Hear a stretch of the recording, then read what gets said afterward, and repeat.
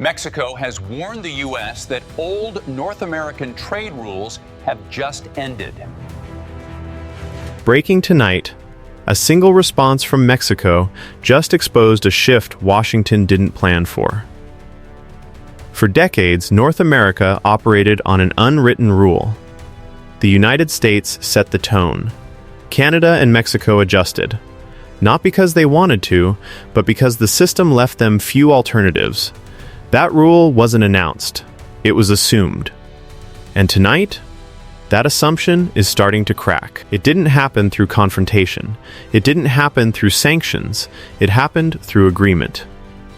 At Davos, Canada introduced an idea that many expected to remain theoretical.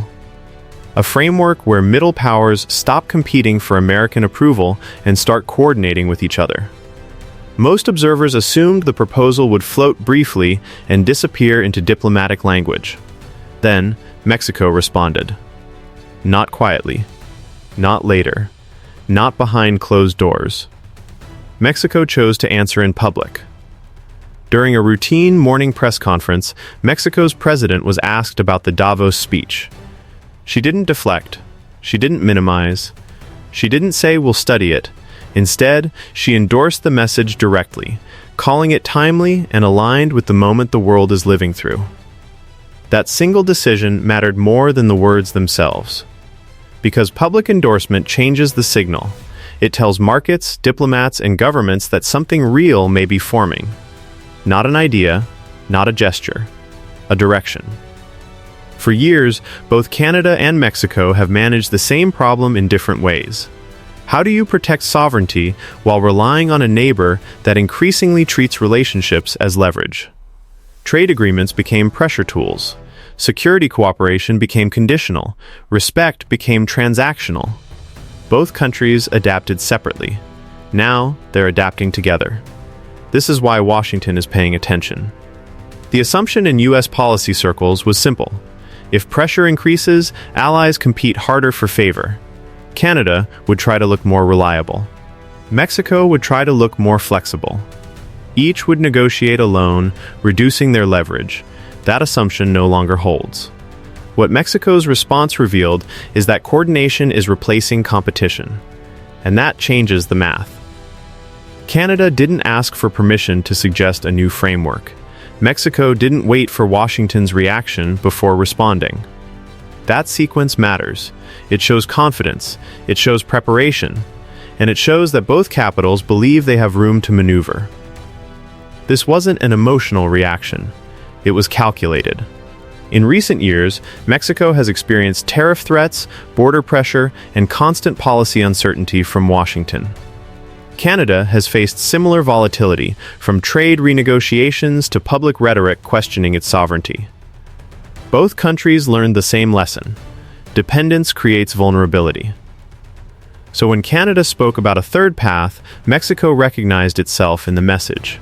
Not anti-American, not separatist, but autonomous. What followed made the signal even clearer. Lawmakers across Mexico's political spectrum echoed the sentiment.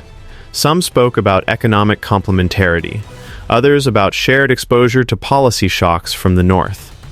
Different parties, same conclusion. Alone, each country negotiates from weakness. Together, they negotiate from relevance. This is not ideology, it's arithmetic. Canada and Mexico combined represent trillions in economic output, deep resource networks, manufacturing capacity, and strategic geography. Coordinated, they reduce exposure. Divided, they remain pressure points. Washington understands this, which is why the response has been cautious but tense. Officials dismiss the conversation as overblown. But dismissal is often the first response when leverage starts slipping. Because the real concern isn't the speech, it's the alignment. Diplomacy is about signals, and Mexico's signal was unmistakable. We are listening, we are open, and we are not afraid to say so publicly. This also explains the timing.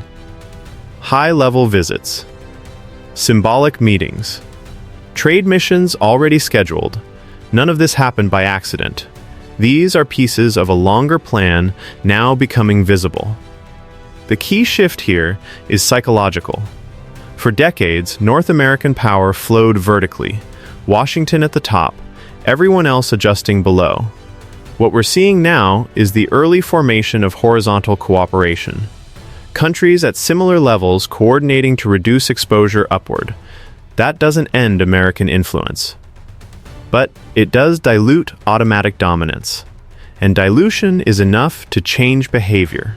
Markets react differently. Negotiations slow down, threats lose their edge. When partners have alternatives, pressure becomes less effective. This is why the endorsement mattered. Not because Mexico said yes, but because it said yes without hesitation. There was no waiting period, no diplomatic buffer, no ambiguity. That speed signals readiness. Critics argue this risks retaliation, that trade deals could suffer, that Washington might respond aggressively. That argument assumes fear is still the dominant driver. What Mexico and Canada are signaling is that fear is no longer sufficient to dictate policy. That doesn't mean confrontation, it means preparation, and preparation is the enemy of leverage. The real story here isn't Davos. It isn't a press conference. It's the collapse of an old expectation. That middle powers will always prioritize access over autonomy. That belief shaped decades of policy. It just met resistance. If this coordination deepens, trade patterns will shift, supply chains will adjust, negotiations will change tone, not overnight, but gradually, and then suddenly. Washington can respond in two ways: adapt to a more balanced partnership, or push harder and accelerate the very coordination it fears. History suggests pressure often produces alignment among those being pressured. This moment didn't come from hostility. It came from predictability. When policies become unpredictable, partners seek stability elsewhere. When respect becomes conditional, dignity finds new channels. Mexico didn't reject the United States. Canada didn't confront it. They simply started looking sideways instead of up. And that is how power structures begin to change.